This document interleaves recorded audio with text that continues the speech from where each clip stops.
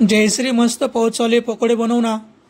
चला तर म्हटलं आता मिस्टरांची फरमाईश आली की पकोडे बनवणार, तर मी इथं मिक्स डाळीचे पकोडे बनवणार आहे।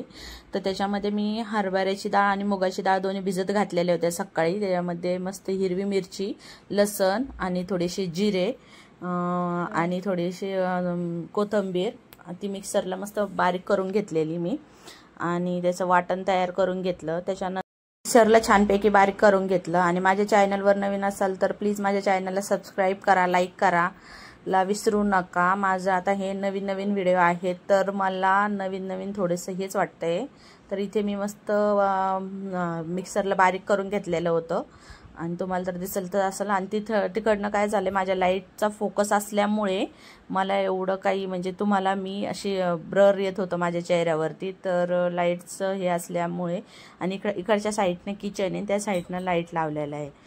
तर त्यानंतर मी मस्त बारीक करून घेतलेलं। आणि मला अशी भजी आवडतात तर सगळे मला कमेंट बॉक्समध्ये सांगा।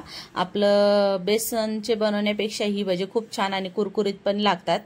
तर त्याच्यानंतर मी मस्त कांदा बारीक कट करून घेतलेला आणि त्याच्यामध्ये मस्त कोथिंबीरही बारीक कट करून घेत होते मी इथे। तर तुम्हाला माझं असं ब्लर दिसत असेल तर ते मला नंतर शूट झाल्याच्या नंतर दिसत होतं की मी ब्लर दिसते। आणि ही आपण भिजत घातलेली हरभऱ्याची डाळ आणि त्याच्यामध्ये थोडीशी मुगाची डाळ मी ती पण मिक्सरला बारीक करून घेतलेली होती, म्हणजे जास्तही बारीक नाही, आपलं हे थोडंसं हे सोमेश ठेवलेली। त्याच्यानंतर याच्यामध्ये मी ती डाळीचं मिश्रण, आपण वाटलेले हिरवं वाटण आणि कांदा मिक्स करून घेत होते। त्यामध्ये त्याच्यानंतर मी जिरं तर वाटण्यामध्येच घातलेलं होतं। त्याच्यानंतर थोडीशी हळद घातली, हळद पावडर, थोडासा ओवा घेतला, ओवा हातावरती हे करून टाकला तर त्याचा वास सगळ्यांना लागतो। तर मी इथं हातावरती थोडासा ओवा हे करून टाकत होते आणि त्याच्यानंतर सगळं मिक्स करून घेतलं। आणि मिक्स केल्याच्या नंतर थोडंसं चवीनुसार मीठही टाकलं। मीठ टाकल्याच्या नंतर आपण कट केलेली बारीक कोथिंबीर तीही टाकलेली होती। आणि इथे बघा मीठ टाकले मी चवीनुसार आणि कट केलेली बारीक कोथिंबीर ही टाकलेली होती। तर मी इथं आवाज याच्यासाठी स्टॉप केला की म्हणजे मी व्हिडिओ घेताना थोडासा आवाज वेगळाच येत होता आणि मला म्हणजे डायरेक्ट हे करायचं होतं, पण व्हॉइस ओव्हरच करावं लागला शेवटी। याच्यानंतरचा व्हिडिओ जे आहे ती मी असा हे व्हॉइस ओव्हर करून नाही तर मी माझ्या आवाजामध्येच टाकणार आहे। तर हे बघा इथं मी मिक्स करून घेतलं, त्याला मस्त एकजीव करून घ्यायचं।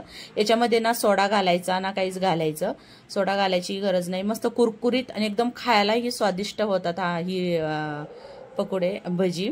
कोणी पकोडे म्हणतात, कोणी भजेही म्हणू शकतं। आता डबल म्हणतील की तू पकोडे पण म्हणते भजे बी म्हणते।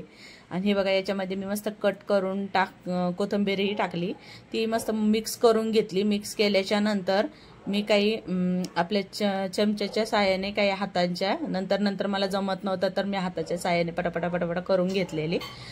तर हे बघा कसं मिक्स केलं। मी कढाई ठेवली गॅसवरती कढाई ठेवल्याच्या नंतर त्यामध्ये थोडंसं तेल टाकलं आणि डायरेक्ट इथं थोडंसं स्किप झालं माझ्याकडनं, मी डायरेक्ट तळताना दाखवते। मस्त मी 5-10 मिनिटांमध्ये मस्त कुरकुरीत भजी फ्राय झालेली होती आणि मस्त ब्राऊन कलर आल्याच्या नंतर मी ते काढलेली। त्याच्यानंतर दुसरी भजीही टाकलेली आणि ते बघा तिथे एकदम छान व चविष्ट लागत होती। मग ही भजी मी तयार झाली आणि मिस्टरांना म्हटलं, आता तुम्ही म्हणत होते पाऊस खूप छान चालू आहे तर एकदा टेस्ट करून सांगा, तर ते मला येणं सांगत होते छान झालीत। पण नंतर अनन्याला पण दिले तर ती पण म्हणत होती छान झाली। मी म्हटलं त्यांना दोघांनाही म्हणत होते की खरंच सांगा, खरंच छान झाली का, तर नुसतं छान करताय तुम्ही। तर ते म्हटले खरंच रिअलमध्ये छान झाली। आणि ही भजी कसं खायला चविष्टच असतात। आणि माझी मिक्स डाळीची भजी तुम्हाला कशी वाटले कमेंट बॉक्समध्ये सांगा आणि माझ्या चॅनलवर नवीन असेल तर सबस्क्राईब करा।